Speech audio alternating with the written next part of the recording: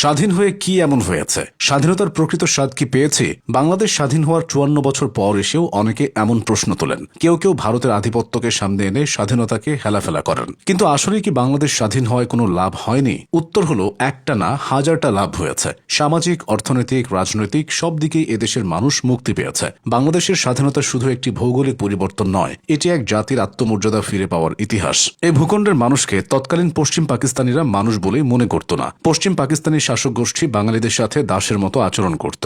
নৈতিকতা বিবর্জিত মালিকরা চাকরদের সাথে যেমন করে, তারা বাঙালিদের সাথে সেরকম করত। ১৯৪৭ থেকে ৭১ পর্যন্ত ২৪ বছরের সব ক্ষেত্রেই এমনটা হয়েছিল।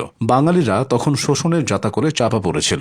এখন এদেশের মানুষের আত্মমর্যাদা ও আলাদা পরিচয় সৃষ্টি হয়েছে। স্বাধীনতা লাভ করায় এদেশের মানুষ তাদের রাজনৈতিক অধিকার ফিরে পেয়েছে। পাকিস্তান আমলে পূর্ব পাকিস্তানের ভোটারদের কোনো মূল্য ছিল না। ১৯৭০ সালের নির্বাচনে আওয়ামী লীগ সংখ্যাগরিষ্ঠতা পেলেও পশ্চিম পাকিস্তানি শাসক গোষ্ঠী ক্ষমতা দিতে অস্বীকার করেছিল। বর্তমান বাংলাদেশের রাজনৈতিক অস্থিতিশীলতা থাকলেও কাউকে ক্ষমতায় উঠানো ও নামানোর অধিকার আছে জনগণের হাতে। রাজনৈতিক অধিকার, গণতন্ত্র, মত প্রকাশ সবকিছু এখন দেশের ভেতরেই নির্ধারিত হয়। বিদেশি শাসকের মুখাপেক্ষী হয়ে থাকতে হয় না। দেশ স্বাধীন হওয়ায় এখানকার মানুষেরা নিজের ভাষা ও সাংস্কৃতিক অধিকারও ফিরে পেয়েছে। পাকিস্তান আমলে বাঙালির মাতৃভাষা বাংলাকে রাষ্ট্রভাষা হিসেবে স্বীকৃতি না দিয়ে উর্দুকে চাপিয়ে দেওয়ার চেষ্টা করা হয়েছিল। ভাষা আন্দোলনে ছাত্রদের উপর চালানো হয়েছিল। বাঙালি সংস্কৃতি, গান, সাহিত্য এসব ছিল অবহেলিত। কিন্তু স্বাধীনতার পর বাংলাদেশ নিজের ভাষা ও সংস্কৃতির উপর নিয়ন্ত্রণ ফিরে পেয়েছে। আন্তর্জাতিক মাতৃভাষা দিবস এখন সারা বিশ্বে পালিত হয়। দেশ স্বাধীন হয়, এখানকার মানুষ নিজেদের অর্থনৈতিক স্বাধীনতাও ফিরে পেয়েছে। পশ্চিম পাকিস্তানি শাসক গোষ্ঠী পূর্ব পাকিস্তানের রোজগারের বড় অংশ নিজেদের উন্নয়নে ব্যবহার করত। পূর্ব পাকিস্তানের বাজেট ছিল অতি সীমিত।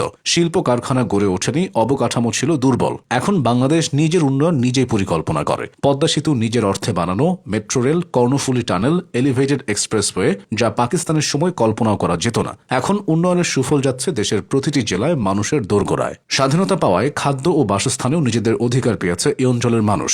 পাকিস্তান শাসনামলে পূর্ব পাকিস্তানে খাবারের ছিল তীব্র সংকট। খাদ্য সংকট, আমদানি নির্ভরতা, কৃষিতে পিছিয়ে থাকা সব মিলিয়ে মানুষের জীবন ছিল অনিশ্চয়তায় ভরা। এখন বাংলাদেশ খাদ্যে অনেকটাই স্বয়ংসম্পূর্ণ। গ্রামে গ্রামে কৃষির আধুনিকীকরণ হয়েছে। এটি স্বাধীনতার পর কৃষি বিজ্ঞান ও পরিকল্পনার সুফল। দেশ স্বাধীন হওয়ায় নারীরাও তাদের অধিকার ফিরে পেয়েছে। পাকিস্তান আমলে নারী শিক্ষা ও নারীর কর্মক্ষেত্রে অংশগ্রহণ ছিল অত্যন্ত সীমিত। এখন বাংলাদেশ দক্ষিণ এশিয়ায় নারী শিক্ষা, নারী উদ্যোক্তা এবং নারীর কর্মসংস্থানে সবচেয়ে শক্তিশালী দেশগুলোর একটি। গার্মেন্টস শিল্প থেকে শুরু করে সেনাবাহিনী, নারীরা আজ সর্বত্র। এটি স্বাধীন দেশের সামাজিক পরিবর্তনের বড় উদাহরণ। স্বাধীন হওয়ায় শিল্প, কর্মসংস্থান ও রফতানি আয়েও বাংলাদেশ অনেক লাভবান হয়েছে। পাকিস্তান আমলে পূর্ব পাকিস্তানে বড় কোনো শিল্প গড়ে ওঠেনি, কর্মসংস্থান ছিল সীমিত। এখন বাংলাদেশ বিশ্বের দ্বিতীয় বৃহত্তম তৈরি পোশাক রফতানিকারক দেশ।